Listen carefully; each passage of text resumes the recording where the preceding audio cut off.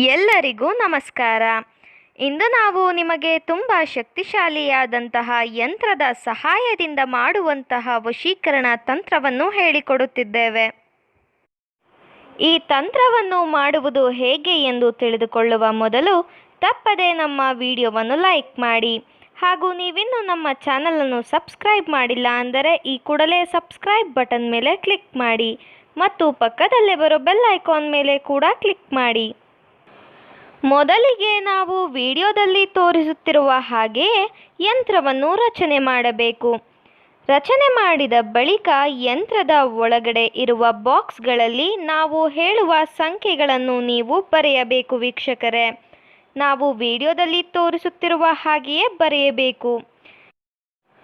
ಅದಾದ ಬಳಿಕ ಯಂತ್ರವನ್ನು ಬರೆದಿರುವ ಕೆಳಗಡೆ ನೀವು ಯಾರನ್ನು ನಿಮ್ಮ ಕೈವಶ ಮಾಡಿಕೊಳ್ಳಬೇಕು ಅಂತ ಇರ್ತೀರಾ ಅವರ ಹೆಸರನ್ನು ಬರೆಯಬೇಕು. ನಂತರ ಪ್ಲಸ್ ಚಿಹ್ನೆಯನ್ನು ಬಳಸಿ ನಿಮ್ಮ ಹೆಸರನ್ನು ಬರೆಯಬೇಕು.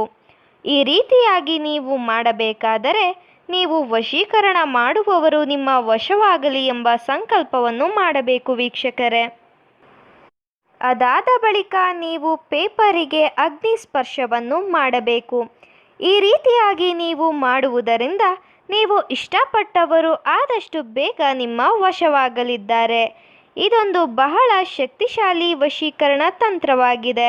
ದಯವಿಟ್ಟು ಈ ತಂತ್ರವನ್ನು ಕೆಟ್ಟದ್ದಕ್ಕೆ ಬಳಸಬೇಡಿ, ಒಳ್ಳೆಯದಕ್ಕೆ ಬಳಸಿ. ಈ ತಂತ್ರ ನಿಮಗೆ ಇಷ್ಟ ಆದಲ್ಲಿ ವಿಡಿಯೋವನ್ನು ಲೈಕ್ ಮಾಡಿ, ಶೇರ್ ಮಾಡಿ ಹಾಗೂ ಸಬ್ಸ್ಕ್ರೈಬ್ ಮಾಡಿ. ವಿಡಿಯೋ ನೋಡಿದ ಎಲ್ಲರಿಗೂ ಕೂಡ ಧನ್ಯವಾದಗಳು.